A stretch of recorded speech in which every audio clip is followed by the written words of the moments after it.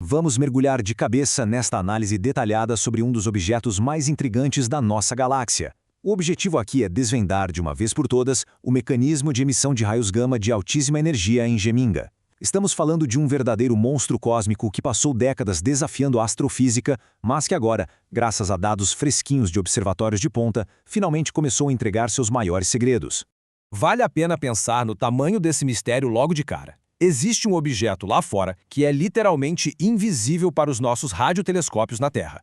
Nossos melhores equipamentos varrem aquela região do espaço e, bom, não captam absolutamente nada. Zero. Mas aí, quando a gente muda a lente e foca em telescópios de raios gama de alta energia, esse mesmo objeto simplesmente domina o céu. Fica a dúvida: como isso é fisicamente possível? Como algo pode ser tão silencioso em uma frequência e gritar tão alto em outra? A ironia de toda essa situação já começa no próprio nome. O astrônomo italiano Giovanni Bignami batizou esse objeto de Geminga. Isso é, em parte, uma sigla para fonte de raios gama em gêmeos. Mas a verdadeira sacada é que é um trocadilho sensacional com Geminga, que no dialeto milanês significa literalmente não está lá. É super irônico, né? Uma estrela batizada justamente por estar desaparecida acabou se revelando uma das maiores usinas de força da nossa vizinhança cósmica. E essa contradição é o que cria a nossa grande história de detetive. Historicamente, os modelos assumiam que as emissões de rádio e de raios gama de um pulsar caminhavam sempre juntas, uma acompanhava a outra. Mas Geminga resolveu quebrar essa regra de um jeito espetacular. O contraste entre o silêncio total no rádio e aquele brilho ofuscante nos raios gama fez a comunidade científica repensar toda a mecânica de como essas estrelas mortas operam. Para entender o caso, a gente precisa olhar a ficha criminal do nosso suspeito. Geminga foi descoberta lá em 1972 e é uma estrela de nêutrons de meia-idade que nasceu de uma explosão de supernova há uns 300 mil anos. Em termos astronômicos, era praticamente a nossa vizinha, a apenas 800 anos-luz de distância. E o mais impressionante, ela gira como um peão enlouquecido, completando uma rotação a cada 237 milissegundos. É mais massa que o nosso Sol espremida no tamanho de uma cidade, girando nessa velocidade absurda. Mas e o mistério do rádio?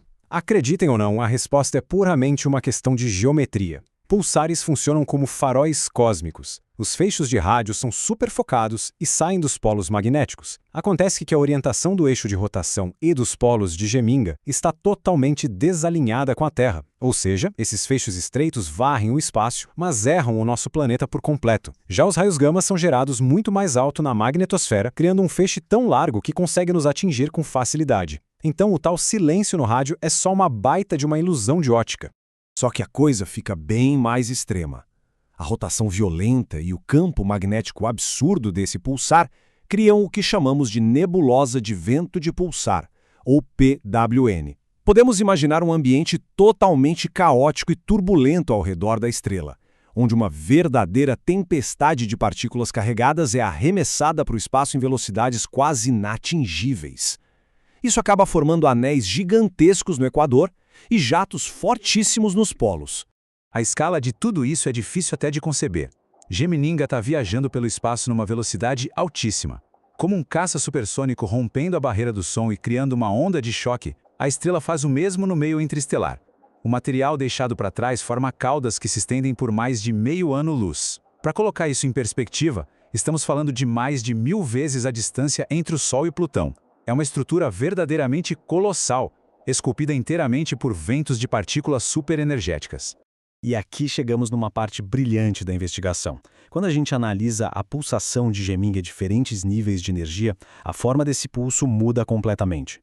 Passando dos raios X, que são mais suaves e formam uma onda quase contínua, para os raios gama, aparecem do nada dois picos super afiados e bem definidos. E olha, isso não é falha de equipamento não, é a prova visual definitiva de que temos mecanismos físicos totalmente diferentes atuando em regiões distintas ao redor da estrela. Para entender como isso ocorre, vale a pena acompanhar a linha do tempo. Desde a descoberta pelo satélite SAS-2 nos anos 70, até o Rosat confirmar que era um pulsar em 91, Geminga nunca saiu do nosso radar. Mas a grande virada de jogo foi agora, super recente. Em 2020, o telescópio MAGIC detectou emissões acima de 15 gigaelectronvolts. É muita energia. E em 2022, o LST-1 confirmou o segundo pico com uma clareza cristalina. Encontrar raios gama de muito alta energia num pulsar dessa idade foi um choque que abalou as estruturas da astrofísica. Esses dados novinhos em folha criaram um belo de um problema para os teóricos. As teorias antigas, baseadas num conceito chamado radiação de curvatura dentro do modelo Outer Gap, previam que, em energias muito altas, o espectro da estrela deveria cair como uma pedra, um penhasco literal. Só que os dados reais, captados pelos telescópios MAGIC e LST-1, mostraram exatamente o oposto.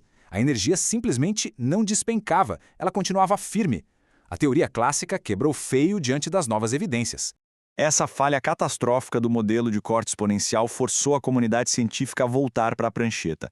Se a radiação de curvatura tradicional não dava conta de explicar essa quantidade colossal de energia, com um corte subexponencial muito mais suave, então algo inédito, um mecanismo físico completamente diferente, precisava estar operando ali bem longe da superfície da estrela de nêutrons. E isso nos traz a seção. O verdadeiro mecanismo, o espalhamento Compton inverso.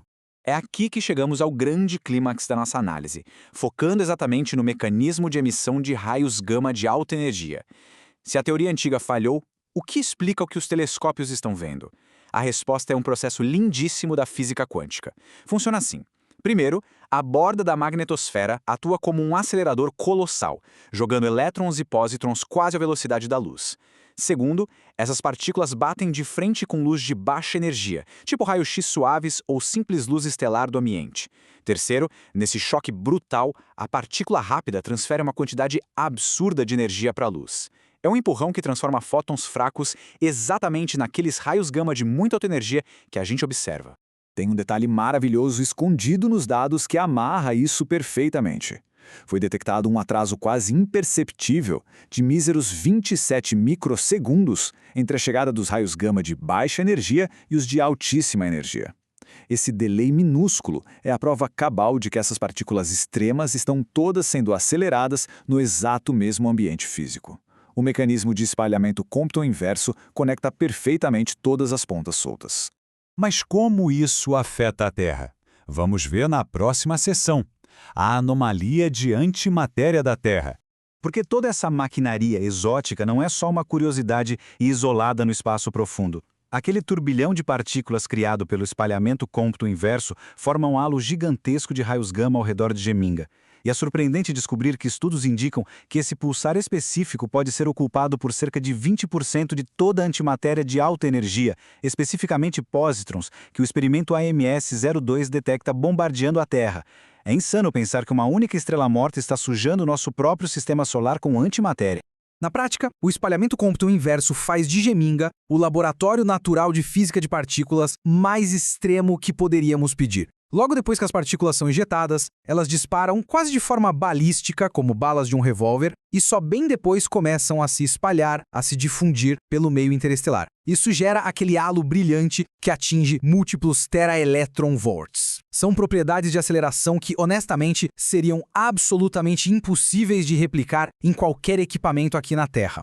E tudo isso nos leva a uma reflexão final muito provocativa. Geminga foi chamada de aquela que não está lá. Passou décadas enganando a todos com seu silêncio no rádio. Mas hoje sabemos que, através do invisível e todo-poderoso espalhamento Compton inverso, ela dispara raios gama pelo cosmos e inunda o nosso planeta com antimatéria. Se apenas um pulsar escondido possui toda essa influência na nossa vizinhança cósmica, quais outros objetos e forças invisíveis estão por aí neste exato segundo manipulando os motores da nossa galáxia, apenas esperando que a gente aponte a lente certa para eles? Fica o mistério para a gente continuar explorando.